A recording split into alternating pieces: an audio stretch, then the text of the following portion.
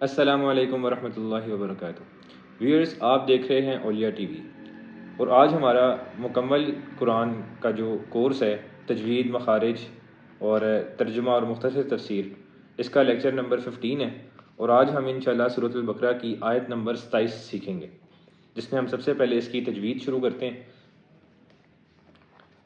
اعوذ باللہ من الشیطان الرجیم، بسم اللہ الرحمن الرحیم۔ الذین ينقضون عہد اللہ، الذین ينقضون، الذین یہاں پہ زال ہے، اس کو باریک پڑھیں گے۔ ینقضون، نون کے اوپر ساکن ہے جس کی وجہ سے ہم اخفا کریں گے۔ آگے جو دو حروف ہیں قاف اور ضاد، ان دونوں کو موٹا کریں گے۔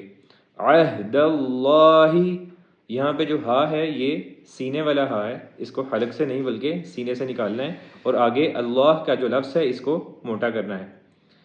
من بعد میثاقہ، من بعد، یہاں پہ نون ساکن کی وجہ سے اخفا ہوگا، اور بعدی یہاں پہ عین ہے، عین اور حمزہ میں فرق کرنا ہے، یہاں پہ حمزہ نہیں ہے بلکہ عین ہے۔ من بعد میثاقہ، میثاقہ، سا اس کو باریک پڑھتے ہیں، سا اور سین کا جو فرق ہے اس کو یہاں پہ واضح کرنا ہے، یہ میثاقہ نہیں ہے بلکہ میثاقہ، یہاں پہ سا ہے۔ قاف کو موٹا کریں گے اور آگے جو ہا ہے وہ سینے والی ہا ہے۔ وَيَقْطَعُونَ مَا أَمَرَ اللَّهُ بِهِ أَن يُوصَلَ وَيُفْسِدُونَ فِي الْأَرْضِ، وَيَقْطَعُونَ، یہاں پہ قاف کے اوپر ساکن ہے جس کی وجہ سے قلقلہ کریں گے اور قاف کو موٹا کریں گے۔ آگے طا ہے، توئیں والی طا، اس کو بھی موٹا پڑھتے ہیں، تا کو باریک پڑھتے ہیں جبکہ توئیں والی طا کو موٹا پڑھتے ہیں، اس کو موٹا کریں گے۔ اور آگے عین ہے، وَيَقْطَعُونَ، وَيَقْطَعُونَ مَا أَمَرَ اللَّهُ، ماں کے اوپر چھوٹی والی مد ہے جس کی وجہ سے اس کو 1 سے 3 گنا لمبا کریں گے۔ امر اللہ، را کو بھی موٹا کریں گے اور اللہ کے لفظ کو بھی موٹا کریں گے۔ بِهِ أَن يُوصَلَ، بِهِ یہاں پہ بھی چھوٹی مد ہے جس کی وجہ سے اس کو 1 سے 3 گنا لمبا کریں گے۔ أن يُوصَلَ، یہاں پہ غنہ ہے اور آگے صاد کا جو حرف ہے اس کو موٹا پڑھیں گے۔ أن يُوصَلَ وَيُفْسِدُونَ فِي الْأَرْضِ، یہاں پہ آخر میں فی الارض کے اندر را کو اور ضاد کو دونوں کو موٹا پڑھیں گے۔ اولئک هم الخاسرون، اولئک یہاں پہ بڑی مد ہے جس کی وجہ سے اس کو 3 سے 5 گنا لمبا کریں گے۔ هم الخاسرون، ہا جو ہے یہ سینے والی ہا ہے، حلق والی ہا نہیں ہے، اور خوا کو موٹا پڑھیں گے، را کو بھی موٹا کریں گے۔ الذین ینقضون عہد اللہ من بعد میثاقہ وَيَقْطَعُونَ مَا أَمَرَ اللَّهُ بِهِ أَن يُوصَلَ وَيُفْسِدُونَ فِي الْأَرْضِ اولئک هم الخاسرون۔ یہ اس پوری آیت کی تجوید ہم نے سیکھی ہے۔ ابھی ہم اس کی ٹرانسلیشن دیکھتے ہیں اور اس کی مختصر تفسیر، کوئی پوائنٹ ایسا ہے جس میں اللہ تعالیٰ نے کوئی بات بتائی ہے تو اس کو مفتی صاحب نے سمجھایا ہے ڈیٹیل میں، وہ دیکھ لیتے ہیں کہ اللہ تعالیٰ ہمیں کیا سمجھانا چاہ رہا ہے اس آیت کے اندر۔ الذین ینقضون عہد اللہ من بعد میثاقہ، الذین ینقضون وہ لوگ جو توڑ دیتے ہیں، عہد اللہ من بعد میثاقہ اللہ سے کیے ہوئے عہد کو، وعدے کو پختہ کرنے کے بعد، وہ لوگ جو اللہ سے کیے ہوئے عہد کو پختہ کرنے کے بعد بھی توڑ دیتے ہیں۔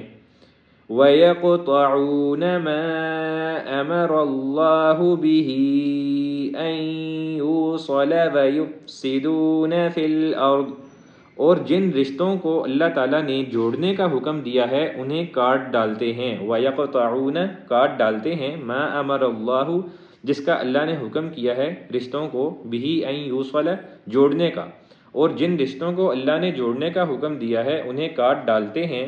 وَيُفْسِدُونَ فِي الْأَرْضِ اور زمین میں فساد مچاتے ہیں۔ أُولَئِكَ هُمُ الْخَاسِرُونَ ایسے ہی لوگ بڑے نقصان اٹھانے والے ہیں، ایسے ہی لوگ بڑا نقصان اٹھانے والے ہیں۔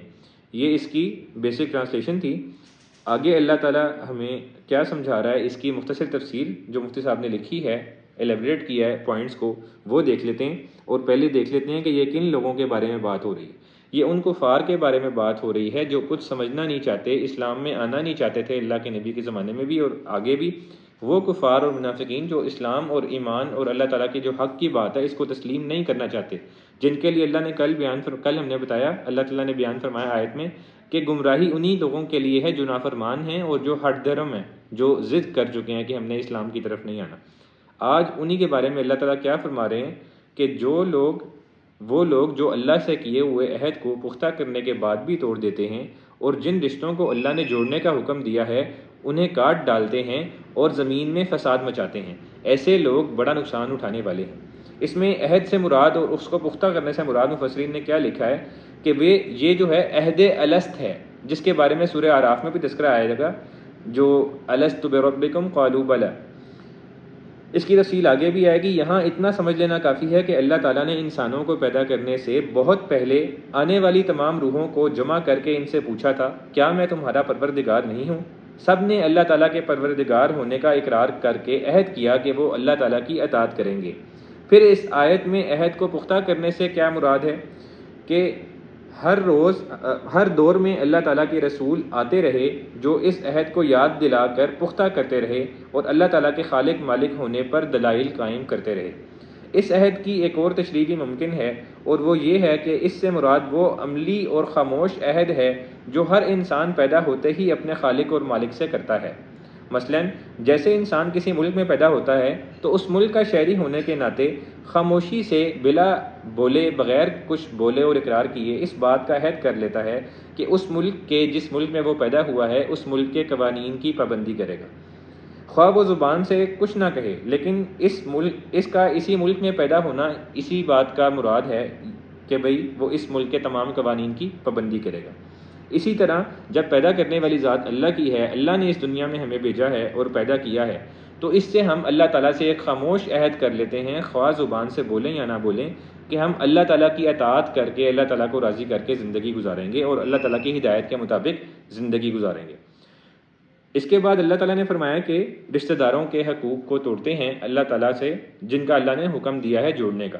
اس کے بارے میں رشتہ داروں کے وہ حقوق ہیں جنہیں صلہ رحمی کہتے ہیں۔ یہاں اللہ تعالیٰ نے ان کافروں کی 3 صفات بیان کی ہیں۔ سب سے پہلے نمبر پہ کہ وہ اللہ سے کیا ہوا عہد توڑتے ہیں، دوسرے نمبر پہ کہ وہ رشتہ داروں کے حقوق کو پامال کرتے ہیں، تیسرے نمبر پہ کہ وہ زمین میں فساد مچاتے ہیں۔ پہلی چیز سے مراد اللہ کے حقوق ہیں، یعنی نہ تو وہ اللہ کے بارے میں وہ عقیدہ رکھتے ہیں جو رکھنا چاہیے اور نہ ہی اللہ کی اطاعت کرتے ہیں۔ دوسری چیز رشتہ داروں کے حقوق کو توڑنا ہے، حقوق العباد سے متعلق ہے۔ اللہ تعالیٰ نے مختلف رشتوں کے حقوق جو مقرر فرمائے ہیں ان کی ٹھیک ادائیگی سے ایک پاکیزہ معاشرہ وجود میں آتا ہے۔ اگر ہم حقوق کی پابندی کریں گے، انسانوں کے حقوق کی پابندی کریں گے، تو معاشرہ جو ہے وہ اس میں صلح رہے گی ہر بندے کی ایک دوسرے سے، اور ٹھیک معاشرہ وجود میں آئے گا۔ اگر ان رشتوں کو کاٹ کر باپ، بیٹا، بھائی، شوہر، بیوی ایک دوسرے کے حقوق کو پامال کرنا شروع کر دیں تو خاندانی نظام تباہ ہو جائے گا، جس کی وجہ سے ایک صحت مند معاشرہ قائم نہیں ہو سکے گا۔ لہٰذا اس کا نتیجہ کیا ہوگا کہ زمین میں اور علاقے میں اور معاشرے میں فساد برپا ہوگا۔ اسی لیے آگے اس بات کا تذکرہ ہے کہ زمین میں فساد برپا کرتے ہیں۔ تو کفار کی ان 3 صفات کو اللہ تعالیٰ نے اس آیت کے اندر بیان کیا ہے۔ ایک حقوق اللہ کا خیال نہیں رکھتے، دوسرا حقوق العباد کو بھی توڑتے ہیں جس کی وجہ سے زمین میں فساد برپا ہوتا ہے، اور آخر میں اللہ تعالیٰ نے کیا کہا ہے کہ یہی لوگ ہیں جو بڑا نقصان اٹھانے والے ہیں۔ اولئک هم الخاسرون۔ تو یہ آج ہم نے آیت نمبر 27 سورہ بقرہ کی سیکھی ہے۔ کل انشاءاللہ ہم آیت نمبر 28 اور 29 سورہ بقرہ کی سیکھیں گے، جس سے سورہ بقرہ کا تیسرا رکوع مکمل ہو جائے گا۔ آج کا لیکچر میں اتنا ہی تھا۔ اس لیکچر کو زیادہ سے زیادہ شیئر کریں تاکہ زیادہ سے زیادہ لوگ اس کو دیکھ کر قرآن پاک کو ڈیلی بیسس پہ تھوڑا سا ٹائم دے کے سیکھنے والے، سمجھنے والے، عمل کرنے والے اور دوسروں تک پہنچانے والے بن جائیں۔ بہت بہت شکریہ۔ السلام علیکم ورحمۃ اللہ وبرکاتہ۔